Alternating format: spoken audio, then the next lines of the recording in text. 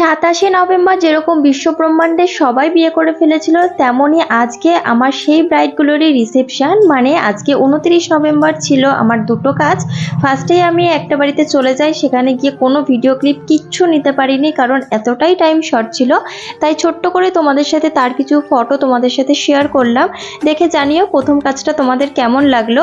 Second লোকেশনে চলে আসি সেই মিষ্টি দিদির কাছে, যেখানে কিন্তু তোমরা এর আগের ব্লগে বা এর আগের দিদির বিয়ের লুকটাতে তোমরা অনেক অনেক বেশি ভালোবাসা দিয়েছো। অনেকে তো খুবই ভালো বলেছো, আমার তো খুবই ভালো লেগেছে শুনে।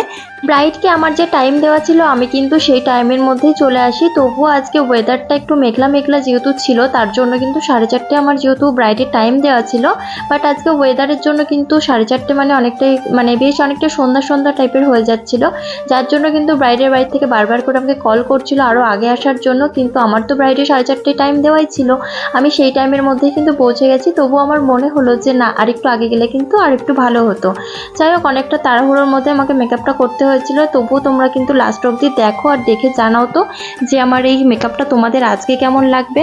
তো ফার্স্টে আমি দিদির আই মেকআপটা করে নিয়ে তারপরে বেস মেকআপটাও কিন্তু করে ফেলেছি। তারপরে আবার আই মেকআপের একটু টাচ আপ দেওয়া বাকি ছিল, সেগুলোই ধীরে ধীরে করে নিচ্ছি। আর দিদির আজকেও কোনো রিকোয়ারমেন্ট ছিল না, শুধু বলেছিল তুমি তোমার মতো সাজিয়ে দাও, যেন আমার মুখে সেটা ভালো লাগে এবং আমাকে দেখতে ভালো লাগে। প্রথম দিনের মতো দিদি আজকেও আমার কাছে কোনো কিছুই যেহেতু আবদার করেনি, আমি নিজের মন মতো করেই সাজাচ্ছিলাম। টাইমটা এতটাই শর্ট ছিল যে প্রথম দিনের মেকআপটা দিদির কতক্ষণ স্টে করেছে, কেমন ছিল, সবাই কেমন বলেছে, সেটা তোমাদের সাথে হয়তো আমি শেয়ার করতে পারিনি, কারণ কোনো ভিডিও ক্লিপই আমি নিতে পারিনি। আর আজকে কিন্তু আমার প্রথম দিকের মুখ দেখেও তোমরা বুঝতে পারছিলে আমি কতটাই সিরিয়াসভাবে কাজটা করছিলাম। লাস্টের দিকে এসে একটু হালকা হলাম, আর দিদিও একটু হালকা হলো, যেহেতু অনেকটাই হয়ে গেছিলো বেস মেকআপটা। তখন আমাকে ধীরে ধীরে বলছিল রূপা, আগের দিনের মেকআপটা সবাই খুব ভালো বলেছে, অনেকটা বেশি লং লাস্টিংও করেছে। তো এইসব গল্প করতে করতে দেখতেই পারছো আমরা লাস্টের দিকটা বেশ এনজয় করছিলাম। তবে প্রথম দিকটা আমরা সবাই কিন্তু একটু সিরিয়াসই হয়ে গেছিলাম, যেহেতু সন্ধ্যা সন্ধ্যা হয়ে যাচ্ছে, লোকজন আসাও শুরু করে দিচ্ছে। আর তার মধ্যে তো দিদির শ্বশুর বাড়ি থেকেও খুবই তাড়াহুড়ো করছিল যেন তাড়াতাড়ি করে আমি দিদিকে ছেড়ে দিই। তাও আমার পক্ষে যতটা সম্ভব আমি ততটা তাড়াতাড়ি করার চেষ্টা করেছি। আর এই তাড়াহুড়োর মধ্যেও বলো তো আজকের আমার ব্রাইডটা কেমন লাগছে, লাস্ট অবধি কিন্তু অবশ্যই দেখতে হবে। আর এখানে তো একটা মজার বিষয় হয়ে গেল, লিপস্টিক পরাতে পরাতে দাঁতেই লেগে গেল কিনা ব্রাইডের। এত ছটফটে আমার আজকের ব্রাইড, ও দেখো লিপস্টিক পরাচ্ছি কন্টিনিউ হেসেই যাচ্ছে। তারপরে তো বকাঝকা দিয়ে আমি বললাম তুমি এবার একটু চুপ করো, আমি একটু ভালো করে লিপস্টিকটা পরাই। আর দেখো মুখটা দেখো একদম অফ হয়ে গেছে। তারপরে মাঝখান থেকে এরকম একটা ছোট্ট একটা ক্লিপ নিয়েছি, দেখো এখানে কতটা সুন্দর লাগছে আর কতটা স্কিনের সাথে মিশে গেছে, একদমই কোনো সাদা না। গলার মুখ কিন্তু আমি সমান করেছি, আর এটাই দিদির সব থেকে বেশি ডিমান্ড ছিল, গলার মুখ যেন একই লাগে। তো আজকের মেকআপটা এই যে ফুল লুক, আমি কিন্তু ভালোভাবে কোনো ভিডিও নিতে পারিনি, তবে যেটুকু নিয়েছি সেটুকু তোমাদের সাথে শেয়ার করছি। এইটুকু দেখে জানাও তো দিদিকে কেমন লাগছে।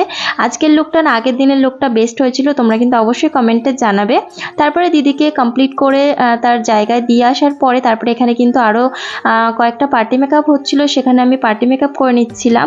তো এই দিদিটাও কিন্তু আমার থেকে একদমই একটা হালকা একটা বেসের মেকআপ চেয়েছিল, যেটা কিন্তু আমি করা স্টার্ট করে দিয়েছি। আর এই যে দিদির একদম একটা হালকা বেস, একদম সিম্পল টাইপের একটা লুক চেয়েছিল, আমি কিন্তু সেটাই দেওয়ার চেষ্টা করেছি। পার্টি মেকআপগুলো কমপ্লিট করে দিদির সাথে একটু দেখা করতে এসেছিলাম, যেহেতু আমার বাড়ি যেতে হবে। তো দিদি বলছিল একটু দাঁড়িয়ে যাও। আর এই যে দিদির হাজব্যান্ড দাদাও কিন্তু ভীষণই ভালো ছিল, আমরা এখানে বলছিলাম একটু পোজ দাও, তারপর একটু পোজও দিচ্ছিল। দুজন কিছুর সাথে এত বেশি মিষ্টি লাগছিল কি বলবো। তারপরে তো দাদা আমাদেরকে জোর করে খাওয়ার ওখানে নিয়ে যায়।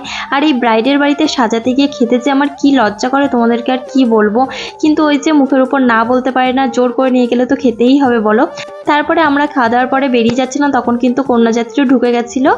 আর প্যান্ডেলটা তোমাদের সাথে তো প্রথমে শেয়ারই করা হয়নি, অনেক সুন্দর প্যান্ডেলটাও করেছিল আর অনেক দূর থেকে লাইটিং করেছিল, যেটা কিন্তু রাত্রিবেলা দেখতে ভীষণই ভালো লাগছিল। তাহলে আজকের জন্য টাটা বাই, দেখা হচ্ছে নেক্সট কোন একটি ব্লগে।